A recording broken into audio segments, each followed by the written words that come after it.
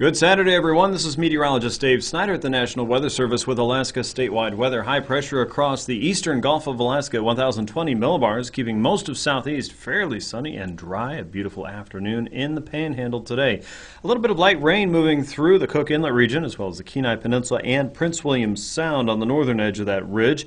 And out to the west, a cold front working through the eastern Bering Sea and the western coast of Alaska to Seward Peninsula, as well as the Chukchi Sea. And that wave is bringing snow to a large part of the west coast, especially the lower and middle Yukon Valley, as well as the south-facing Brooks Range slopes and the Chukchi Sea coast and Kotzebue Sound. In those areas, and looking northward toward the North Slope, a winter weather advisory is posted. Many areas will see winter weather as we head into the rest of tonight and into tomorrow morning. A couple more inches of snow is expected, as well as some gusty winds. Some of those winds could work their way up toward 35 to 40 miles per hour at times. That's going to reduce visibility to about a half mile in many cases, and again make travel a little more difficult than normal. So be extra careful if you're out and about, especially north of the Yukon Valley, from Norton Sound, northward into the Seward Peninsula, the Brooks Range summits and slopes on the north and south side, and into the Chukchi Sea coast.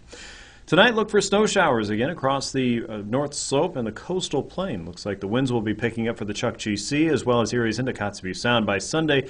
Blowing and drifting snow is possible across the north slope from Point Barrow eastward toward Kaktovik. The low pressure system moving away from the Chukchi Sea coast slowly at 1,010 millibars. That will feed moisture into the southwestern coast of Alaska, so all the way from Unalakleet to Ammonok to Bethel and southward toward King Salmon and Dillingham. The further south from the Yukon you go, a better chance you'll see just mainly rain by Sunday afternoon as warmer air continues to build in. Low pressure south of Sand Points at 982 millibars for Sunday, and rain moves in from the south for southeast with a clearing sky for many across the interior. For the next couple of nights, it looks like solar activity may be high, so sneak a peek outside before you go to bed, and maybe if you wake up early in the middle of the night. Look for periods of rain across the northern and eastern Gulf Coast as we head into the beginning of the work week. Kodiak Island and most of the Kenai Peninsula looking at a better chance of wet weather, while areas inland will see a few more clouds across southwest and south of the Alaska Range, and most in the central and eastern interior are looking at fairly clear skies as we start up the week. A frontal boundary will drape over the Brooks Range and keep most of the snow across the west as we head into Tuesday. With Alaska's statewide weather, this is meteorologist